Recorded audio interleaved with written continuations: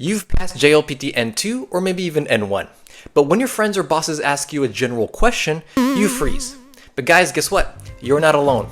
Most learners hit this wall, and today I'm going to show you exactly how to break through it.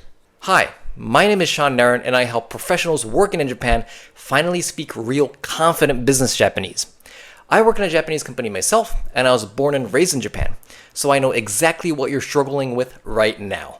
Let's be honest, most people fail to learn usable Japanese because they study the wrong way. You're maybe focusing on grammar rules or vocabulary lists. You're maybe studying for JLPT exams, but when it's time to speak, nothing comes out. You're not learning how to communicate, you're learning how to pass tests. And this is a huge problem, especially if you work in Japan.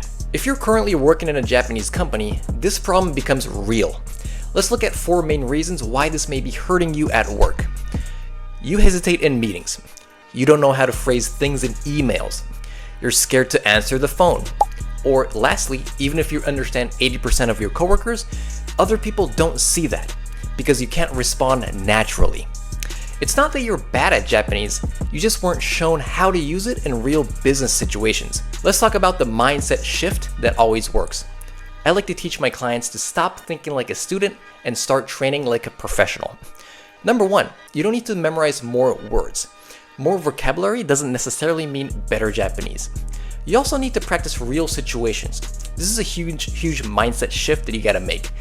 Like for example, situations, like what to say when you're late to a meeting, how to soften your tone in emails, or how to politely ask for clarification, right?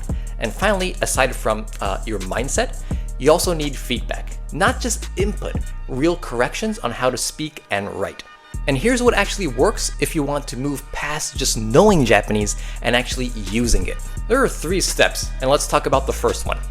Focus only on real-world situations, not random text dialogues. I'm talking about emails, meetings, casual conversations, and phone calls. Step 2, practice speaking in short, focused drills. Don't just read or listen. You need to speak out loud, repeat, shadow. Also, you can record yourself, right? Let's talk about step 3. You also need to get feedback. Even small corrections can completely change how natural or polite you sound.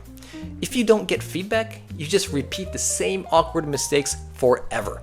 This is the difference between someone who studied Japanese and someone who actually uses Japanese at work. Anyways guys, I truly hope today's video helps you boost not just your Japanese skills, but also your confidence and presence in the workplace. Because when you communicate clearly and respectfully in Japanese, the trust and respect naturally follow. I hope that this video helps you, and I'll talk to you in our next one. Bye bye.